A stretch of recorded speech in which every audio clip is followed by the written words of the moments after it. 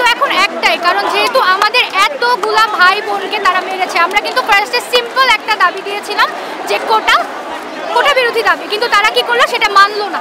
কেন মানলো না এখন, কেন তারপর তারা এতগুলা ভাই বোনকে মারার পরে তারা বৈঠক করতে চাইছে? আমরা তো বৈঠক করবো না, এখনো তারা মারতেছে। গতদিন উত্তরাতে অনেক মানুষকে মারা হয়েছে, কেন মারবে তারা? আমরা বলেছিলাম, আমরা ইভেন দাবি দিয়েছি যেন কোনো গুলি চালানো না হয় স্টুডেন্টদের উপরে, তারপরেও তারা গুলি চালাচ্ছে। আমাদের কারোর হাতে কোনো অস্ত্র আছে? আমরা তো নিরস্ত্র মানুষ, সিম্পল একটা আন্দোলন নিয়ে নামছি, বাট না, তারা গুলি চালাচ্ছে। এখন আমাদের দাবি একটাই, এই খুনি হাসিনার পদত্যাগ। এখন আমরা তো আশাবাদী যে সফলতা আসবে। এখন বাকি ছাত্র আন্দোলন কখনো বিফলে যায় নাই, কারণ শুরু থেকে কিন্তু ছাত্ররাই আন্দোলন করছে, ঠিক আছে? এখন আমরা চাই, হ্যাঁ 52-তে যায় নাই, 24-এও যাবে না। এখন আমরা চাই যেন পুরো দেশের জনগণ সবাই আমাদের পাশে এসে দাঁড়াবে। অনেক অভিনেতা অনেকেই কিন্তু আমাদের পাশে এসে দাঁড়িয়েছে। আজকের মধ্যে আমাদের দাবি যদি না মানা হয়, কালকে আমরা আবার নামবো এবং দাবি থাকবে একটাই, এই হাসিনার পদত্যাগ।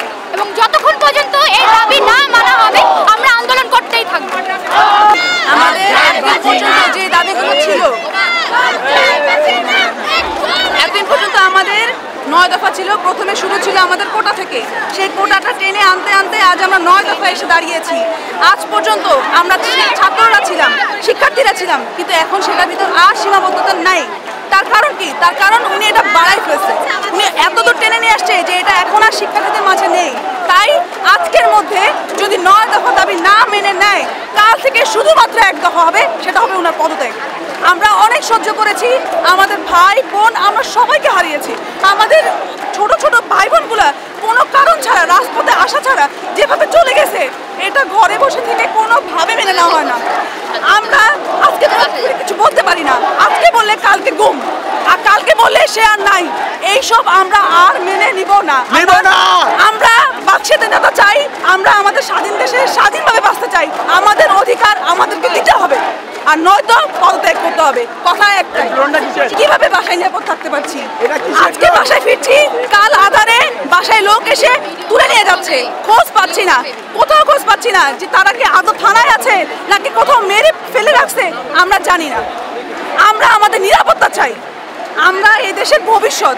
আমাদের এই ধরনের কর্মসূচি করার কোনো প্রয়োজনীয়তা ছিল না যদি উনি প্রথমেই আমাদের দাবি মেনে নিত, কিন্তু এখন আর হবে না।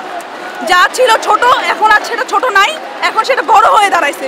হয় দাবি মানতে হবে আজকের ভিতরে, এবং নয়তো কালকে থেকে আমরা 1 দফা মানে 1 দফা সবাই আমরা নামবো, আমরা সবাই নামবো। দাবি ভাইয়া একটাই দাবি, 1 দফা, আমাদের শেখ হাসিনার পদত্যাগ। ইনশাআল্লাহ আমরা সেই জন্যই রাস্তায় নেমেছি, যাতে আমরা আমাদের উদ্দেশ্য সফল হতে পারি।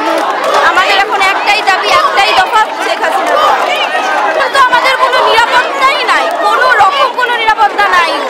বাসার ভিতর থেকে মানুষ মারা যাচ্ছে, বারান্দায়, দরজায়, যেখানে দাঁড়াচ্ছি ওইখান থেকে মানুষ মারা যাচ্ছে। তাহলে এখানে নিরাপত্তা কই? দেশের নিরাপত্তা কই? আমরা যে পড়ার জন্য, সরকারি চাকরির জন্য বের হয়েছি, আমাদের চাকরি ক্ষেত্রে নিরাপত্তা কই? যেখানে আমাদের নিজেদের বাসায় কোনো নিরাপত্তা নেই, সেখানে আমরা কর্মক্ষেত্রে নিরাপত্তা কোত্থেকে পাবো? একটাই দাবি। কি দাবি? আমাদের গভর্নমেন্ট নামান হাসিনাকে নামানোই দাবিটা, এটাই তো।